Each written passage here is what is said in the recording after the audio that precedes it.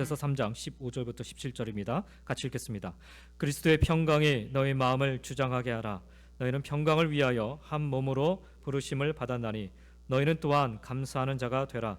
그리스도의 말씀이 너희 속에 풍성히 거하여 모든 지혜로 피차 가르치며 권면하고 시와 찬송과 신령한 노래를 부르며 감사하는 마음으로 하나님을 찬양하고 또 무엇을 하든지 말에나 일에나 다 주 예수의 이름으로 하고 그를 힘입어 하나님 아버지께 감사하라.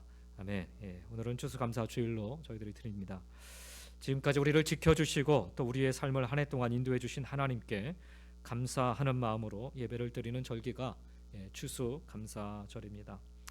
기독교인들이 가장 많이 사용하는 단어 가운데 하나가 감사가 아닌가 생각됩니다. 그런데 우리가 잘 알고 있음에도 불구하고 사실 감사하는 것이 쉽지 않습니다. 우리가 살다 보면, 세상을 살다 보면 감사할 일보다 힘들고 어려운 일들이 더 많이 만나기 때문이지 않나 그렇게 생각이 듭니다. 짜증나고 괴로운 일을 만날 때마다 감사할 것들을 찾기란 얼마나 어려운지 모르겠습니다.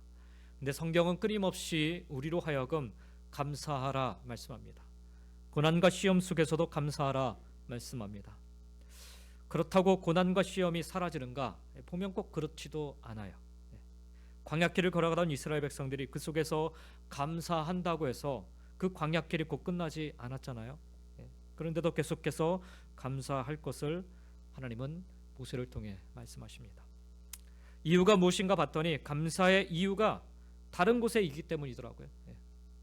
내가 바라고 얻고자 하던 것이 이루어져야 감사하는 것이 아니라 비록 내가 바라고 원하는 것이 하나도 이루어지지 않아도 그 과정 속에서 내가 누구인지, 내가 누구와 함께 하는지를 깨닫게 되면 아무것도 바뀌지 않아도 감사할 수 있게 되더라라는 것입니다. 다윗은 광야길에서 자신이 그토록 원하는 평강과 안전과 삶의 안정을 원했지만 그 어느 것 하나 사울왕의 끈질긴 추격 속에서 얻을 수 없었지요. 그렇지만 그는 오히려 그 고난의 현장 속에서 자신이 하나님의 돌보심을 받고 있는 하나님의 양임을 깨닫게 되었고, 그래서 오히려 그 고난 속에서 피할 길을 내시고 생명을 지켜 보호하시며 때로는 먹을 양식도 채워주시는 참 좋으신 목자 되신 하나님을 깨닫게 됩니다. 그리하여 자신이 하나님의 인도와 보호하심 속에 살아가고 있음을 그 광야길에서 그는 발견하게 됩니다. 그래서 그는 자신이 바라던 평강도 안전도 안정도 지금 당장 누리진 못해도 그 고난의 현장 속에서 광야길에서 감사의 이유를 발견하게 되어서 찬양을 드릴 수 있었던 것입니다. 그 감사의 찬양들 수많은 글로 남겨져 있죠. 그 중에 하나가 시편 23편의 말씀인 것입니다. 여호와는 나의 목자시니 내게 부족함이 없으리로다. 그가 풍족함을 체험받았기 때문에 이런 고백을 드리는 게 아니라 아무것도 여전히 없는 가운데서도 이 고백을 드릴 수 있었다라는 거예요. 하나님이 나를 푸른 풀밭에 누이시며 쉴 만한 물가로 인도하시는도다. 내 영혼을 소생시키시고 자기 이름을 위하여 의의 길로 인도하시는도다. 내가 사망의 음침한 골짜기로 다닐지라도 해를 두려워하지 않을 것은 주께서 나와 함께 하심이라. 주의 지팡이와 막대기가 나를 안위하시나이다. 주께서 내 원수의 목전에서 내게 상을 차려주시고 기름을 내 머리에 부으셨으니 내 잔이 넘치나이다. 그러면서 그는 고백하기를 내 평생의 선하심과 인자하심이 나를 따르리니 내가 여호와의 집에 영원히 살리로다 고백합니다. 그렇습니다. 믿음은 하나님께 대한 감사의 모습으로 나타나는 것입니다. 따라서 누군가를 보면서 믿음이 좋다라고 말할 수 있는 기준은 그 사람이 감사하는 사람인가 아닌가를 보면 짐작해 알 수가 있습니다. 누가 하나님을 진실하게 믿는 사람인지 아닌지를 짐작할 수 있는 잣대는 그 사람의 감사의 생활 안에 담겨져 있는 것입니다. 오늘 이 시간에는 우리가 골로새 교회를 향해 쓴 바울의 편지 가운데 일부를 좀 살펴보면서 특히 이 감사하라고 강조하는 이 본문의 말씀을 통해 이제 예수 그리스도를 믿고 구원받은 성도로서 보여야 할 믿음의 생활을 이야기하는 그 가운데 결론적으로 하고 있는 말씀이 오늘 골로새서 3장 우리가 읽은 말씀입니다. 믿음의 성도로서 우리가 보여야 할 삶의 모습 중에 도드라지게 나타나야 할 모습이 바로 감사의 삶이어야 한다라고 사도 바울은 골로새 교회 성도들에게 권면하고 있습니다. 그리고 그 감사의 삶의 열매가 무엇인지를 말씀하고 있습니다. 오늘 이 시간에 우리가 추수감사주일을 보내면서 우리 안에 사라진 감사를 다시금 회복하며 우리가 맺어야 할 감사의 열매는 무엇인지를 짧게 좀 상고해 보는 시간이 되었으면 합니다.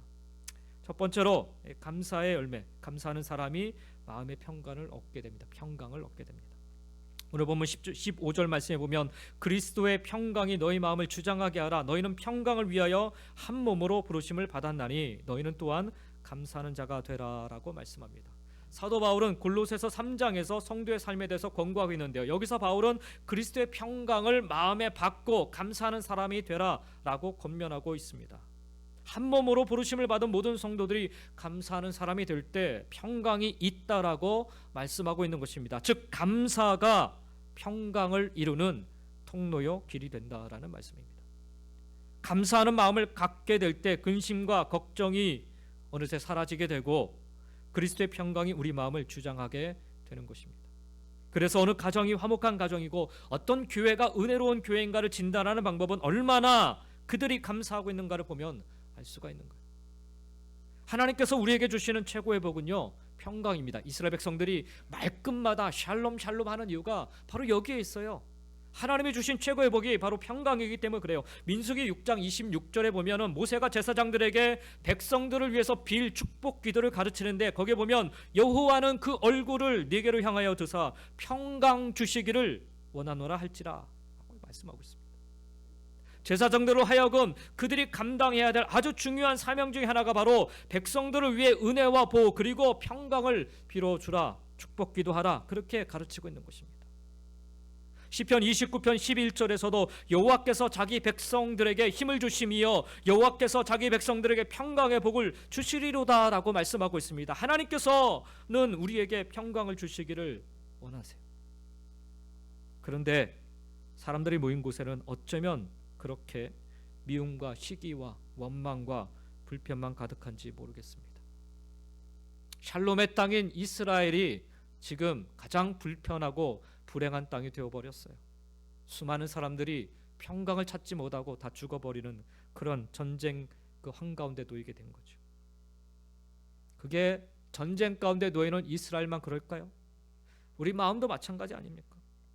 하나님은 우리에게 평강 주시기를 원하는데 우리는 어쩐지 평강보다는 미움과 시기와 원망과 불평으로 가득한 삶을 오늘만 사는 게 아니라 계속해서 지금 살아가고 있잖아요. 이상한 것은 예전보다 지금이 훨씬 더 나은 삶을 살고 있음에도 불구하고 그렇잖아요 여러분. 우리 이민 1세들 미국에 처음 우리가 발을 디뎠을 때하고 지금하고를 비교해 보면 얼마나 우리가 풍요롭고 얼마나 온전한 그런 삶을 살아가고 있습니까? 그럼에도 불구하고 여전히 우리는 감사를 찾아보기 어렵고 오히려 불평과 오히려 요구사항들이 점점 더 커져만 가고 있는 것이 우리의 현실입니다. 그렇습니다. 내가 갖고 있는 이 근심과 걱정 물리치고 내 삶의 평강을 누릴 수 있는 방법은요 하나님이 우리에게 가르쳐 주신 이 감사밖에는 없다라는 사실을 우리는 기억할 수 있었으면 좋겠습니다. 내가 누리고 가지고 싶은 것 바라보면요 결코 감사할 수 없습니다. 그러나 내가 이미 누리고 있는 것, 이미 가지고 있는 것 바라보면 감사가 터져나올 수밖에 없습니다. 특별히 하나님께서 베푸신 은혜에 감사하는 사람이 그리스도의 평강을 소유하게 된다라고 사도 바울은 오늘 골로새 성도들에게 그리고 우리들에게 가르쳐주고 있습니다. 감사의 마음으로 우리가 채워지게 될 때 하나님께서 주시고자 하는 은혜와 평강이 비로소 넘치게 된다라는 거예요. 왜 우리가 평강을 누리지 못하고 왜 우리가 만족하지 못하는가?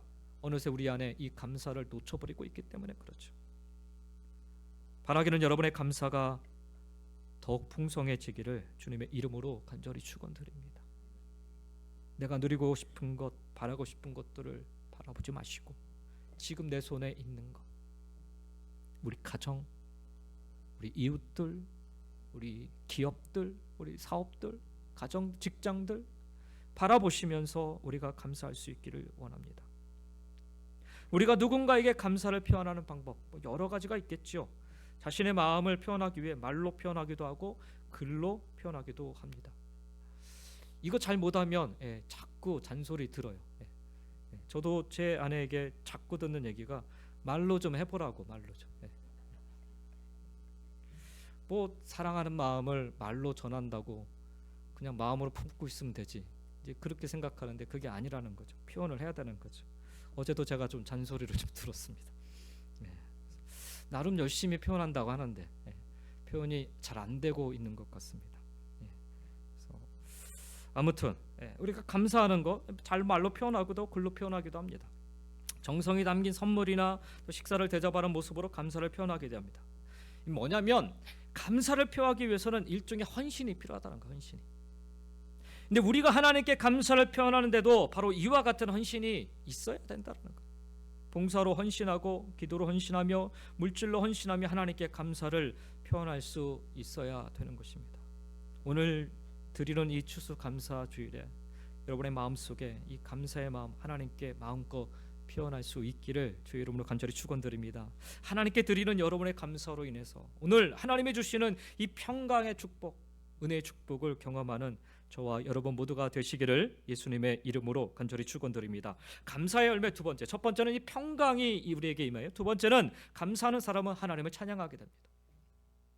감사의 열매는 찬양으로 나타나요. 16절 말씀해 보니까 시와 찬송과 신령한 노래를 부르며 감사하는 마음으로 하나님을 찬양하고 라고 말씀하고 있습니다. 우리를 향하신 하나님의 은혜를 깨닫고 감사하는 사람은 하나님을 찬양할 수밖에 없습니다. 아름다운 멜로디와 청한 목소리가 없어도 하나님을 찬양할 수 있습니다. 우리 아들이 이 땡스기빙 때 좀 왔는데 아카펠라 클럽에 제가 들어왔다고 말씀드렸잖아요. 뭘 어떻게 불렀는지를 제가 듣지 못해가지고 그래서 도대체 어떻게 들었냐고. 근데 이번에 이제 그거를 보여주는 거예요. 잘한 걸 처음에 보여주더라고요. 그래서 아니 잘한 거 말고 처음에 너 뭐 솔로 했다는 거 좀 들었으면 좋겠다고 했더니 그냥 딱 틀어주고서 얼른 창피해가지고 저쪽으로 도망가더라고요. 이 아이가 솔로를 부르는 파트가 있었어요. 잘 못 불렀어요. 제 아내를 닮아서 그런지 음이탈도 좀 나고 막 흔들리고. 아마 저를 닮았으면은 그렇지 않았을 건데. 근데 저는 그 찬양을 들으면서 마음에 아주 큰 감동을 제가 받았어요. 이유는 이 아이가 부른 찬양의 가사 때문에 그래요. 만세반석 열린이라는 찬송가를 그 프린스턴 아이들이 그 야외 그 강당에서 부르더라고요. 그 찬양의 가사를 다 부르는데 제 마음이 얼마나 뜨거워지던지. 노래를 잘해서가 아니에요, 여러분. 그 가사에 보니까 만세반석 열리니 내가 들어갑니다. 창의 허리 상하여 물과 피를 흘린 것 내게 휘엄되어서 정결하게 하소서. 내가 공을 세우나 은혜 갚지 못하네. 쉼이 없고 힘쓰고 눈물 근심 많으나 구속 못할 죄인을 예수님께서 홀로 속하셨네. 빈손 들고 앞에 가 십자가를 붙드네. 의가 없는 자라도 도와주심 바라고 생명샘에 나가니 나를 씻어 주소서. 살아생전 숨쉬고 죽어 세상 떠나서 걸어가신 주 앞에 끝날 심판 당할 때 만세 반석 열리니 내가 들어갑니다. 잘 못 부르면 어때요? 그 탁에서 우리 아이가 잘 못 부른 건 아니에요. 나름 잘 불렀더라고요. 그래서 아니 잘 불렀는데 제가 그랬어요. 근데 저는 이 가사가 너무너무 마음에 들었어요. 우리가 정말 입술을 열어서 찬양해야 될 것, 감사하면 이렇게 찬양이 터져나올 수밖에 없는 거죠. 감사하는 사람은 하나님을 찬양할 수밖에 없습니다. 시와 찬송과 신령한 노래를 부르며 감사하는 마음으로 하나님을 찬양하고, 여기서 말하는 시는 구약의 시편을 의미하고요, 찬송은 그리스도인들에 의해 작곡되고 불리는 찬송을 의미하고, 신령한 노래는 하나님의 역사를 찬양하고 하나님께 영광 돌리는 영적인 노래를 말합니다. 이 찬양은 그리스도인들의 입술의 열매이고 하나님께 드리는 예배의 모습입니다. 이 찬양은 아무나 하는 것이 아닙니다. 마음에 감사가 넘치는 사람만이 할 수가 있는 것입니다. 감사를 표현하는 방법이 봉사와 기도와 물질로 드리는 헌신의 모습이라 아까 말씀드렸지만, 여기 16절 말씀에서는 또 다른 감사의 표현 방법을 찬양이라고 사도 바울은 말씀하고 있습니다. 그리스도의 말씀으로 은혜를 입은 우리는 찬양해야 한다라고 말씀하고 있는 것입니다. 하나님께 멋진 기도문을 만들어서 기도하는 것 못지않게 훌륭한 감사의 표현이 바로 우리 입술로 고백하는 찬양인 것입니다. 감사의 마음을 담아 찬양하면요, 우리의 찬양은 힘이 있고 능력이 생기게 됩니다. 찬양은, 저도 찬양을 참 좋아하고 오랫동안 찬양을 해왔지만 찬양은 참 묘한 능력이 있어요. 찬양을 받으시는 하나님께도 영광이 되지만 열심히 찬양하는 우리 자신에게도 큰 힘이 되고 감동이 된다라는 거예요. 저희 교회 성가대 작지만 참 멋집니다. 특히 베이스 소리가 너무너무 멋져요. 누군지 아시죠? 베이스 이렇게 쓰시는 분들.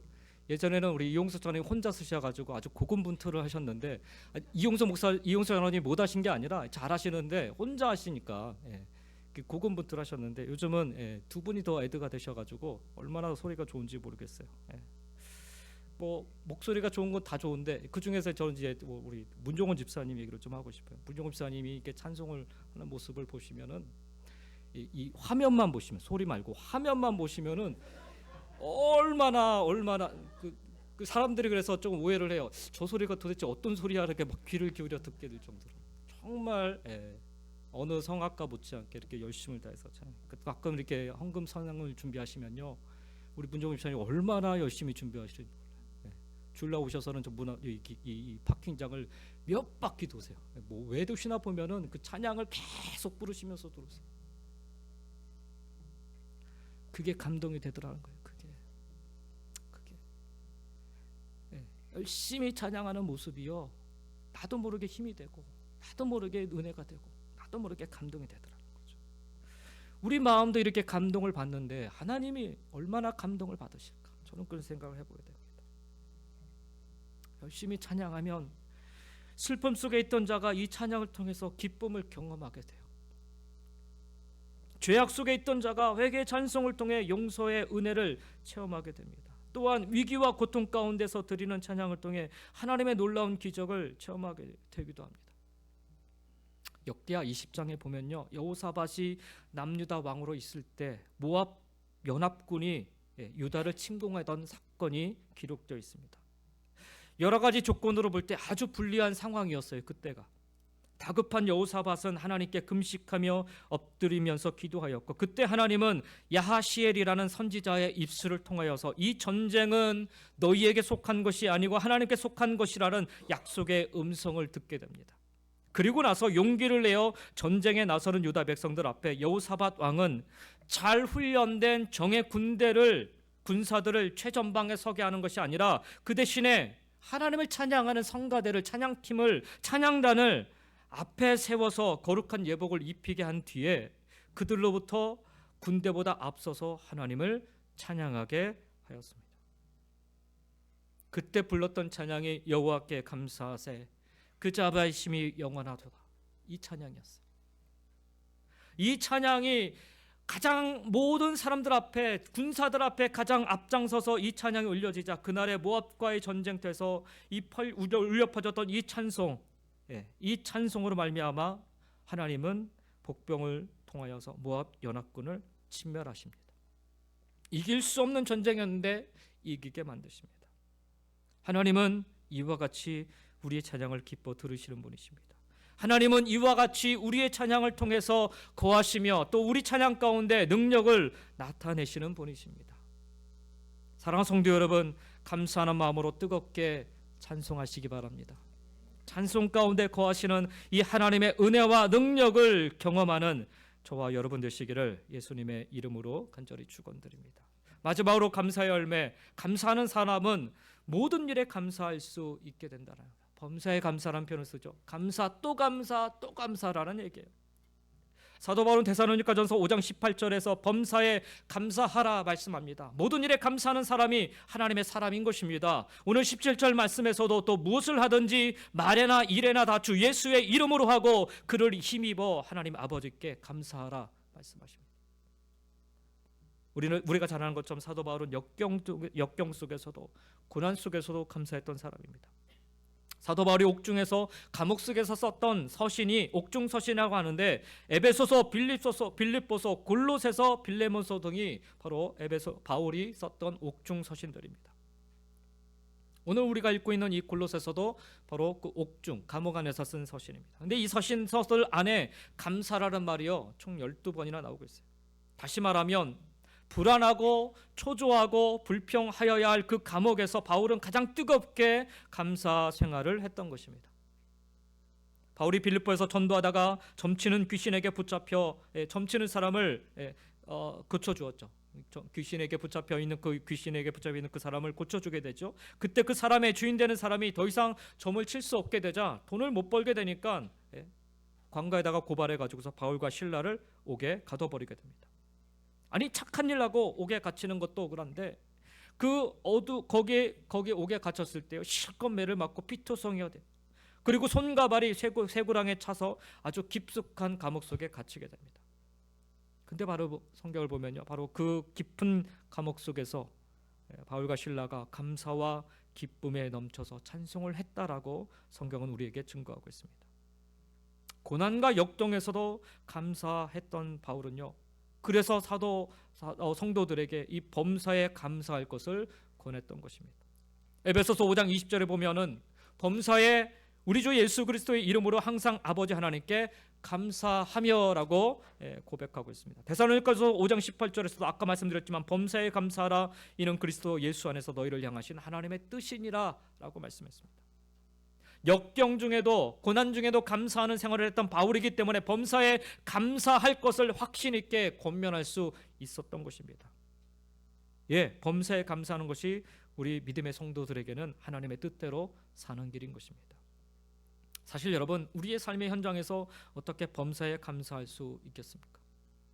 아까도 우리 데뷔백 전사님께서 말씀하셨던 것처럼 육신의 고통 중에서 어떻게 감사할 수 있겠어요? 순탄한 삶이 아니라 역경을 만날 때가 있지 않습니까? 평안이 아니라 불안을 만나고 성공이 아니라 실패를 만나고 건강이 아니라 질병을 만나게 될 때, 그런데 이런 가운데서도 감사하는 것이 사도 바울은 범사에 감사하는 생활이라 이야기합니다. 로마서 8장 28절에 보니까 우리가 이렇게 감사할 수 있는 이유를 밝히고 있어요. 우리가 알거니와 하나님을 사랑하는 자 곧 그 뜻대로 부르심을 입은 자들에게는 모든 것이 합력하여 선을 이루기 때문이라 말씀하세요. 하나님께서는 모든 것을 합력하여, 여기 모든 것에는요 좋은 것만 있는 게 아니에요, 잘된 것만 있는 게 아니에요, 성공한 것만 있는 게 아니에요. 모든 것 안에는 우리의 아픔도 고난도 고통도 다 포함되어 있어요. 이 모든 것들을 당하여서 합력하여 선을 이루시는 분이라 말씀하고 있어요. 바로 이 하나님을 믿는 이 섭리를 믿을 때 우리는 범사에 비로소 감사할 수 있다라는 거예요. 우리가 잘 아는 것처럼 창세기 보면 요셉의 역사를 좀 보면 얼마나 억울하고 비참했겠습니까? 인간적인 생각으로는 요셉 자신이 꿈을 성취해가는 것이 아니라 오히려 망해가는 것만 같아요. 꿈꿨는데 애굽의 노예로 팔려가고, 꿈꿨는데 감옥에 갇히게 되고, 모함받아 감옥에 갇히게 되고, 꿈꿨는데 여전히 감옥 속에 기다려야 되고, 무엇 하나 요셉의 내일의 서광을 보여주지 못해요. 근데 여러분 보세요. 하나님의 섭리와 최선을 믿고 가는 요셉의 길에 요셉은 그래서 불평하지 않아요. 원망 없습니다. 물론 눈물이 마르지 않을 수 있었어요. 실제로 나중에 총리가 된 후에 형제들을 만난 요셉이요 엉엉 웁니다. 엉엉 울어. 그렇게 울 정도면요 그는 평상시에도 그렇게 가슴을 치며 많이 울었다라는 얘기예요. 지난날의 아픔 때문이기도 하고 그 고난 어떻게 통과해 왔는가를 생각하니 아마 형제들 본 순간에 눈물이 또 막 쏟아졌던 것입니다. 그러나 요셉은 그 어떤 순간에도 불평하지 않았고요, 그 어떤 순간에도 원망하지 않았습니다. 왜요? 여전히 하나님의 섭리와 인도하심을 믿고 있었기 때문에 그렇습니다. 그래서 결국 요셉이 도착한 곳은 몰락이 아니고 총리의 영광이고 꿈의 성취였습니다. 그렇습니다. 하나님의 섭리를 믿고 사는 자에게는요 범사에 감사할 수 있는 삶이 이루어지는 것입니다. 우리가 아는 것처럼 바울의 생애는 아주 험악스러웠어요. 고독하고 피곤하고 고통스러웠습니다. 돌에 맞아 거의 죽기까지 갔었고요. 그러나 그의 생애에서 한숨 소리 들을 수 없었고요. 한탄의 눈물 볼 수 없었습니다. 옥중에서의 그 간절함의 눈물은 있었어요. 그러나 그 눈물은 자기 때문에 흘린 눈물이 아니라 바로 흩어져 있는 자신이 사랑하는 성도들 때문에, 교회 때문에 흘리는 눈물이었습니다. 바울은 참으로 이상하리만큼 자신의 그 고통스러운 삶 때문에 원망하거나 한숨 짓거나 눈물을 흘리는 모습을 찾아볼 수 없었습니다. 왜냐하면 너무나도 분명히 그는 자기 배후에서 역사하시는 전능하신 하나님의 손길과 그 하나님의 섭리를 믿었기 때문입니다. 어떻게 우리가 모든 일에 감사하는 삶을 살 수 있을까요? 요셉이나 바울의 삶을 통해 우리가 깨달을 수 있는 것은 살아계신 하나님, 그 하나님의 섭리와 인도하심을 믿는다면, 사도 바울의 표현처럼 하나님의 뜻대로 내가 부르심을 받았다라고 믿는다면, 그래서 내가 지금 하나님의 인도하심 따라 이 길을 걸어가고 있다면 힘들고 어려운 순간에 내게 몰아친다 하여도 또 감사하는 삶 살아갈 수 있다라는 사실입니다.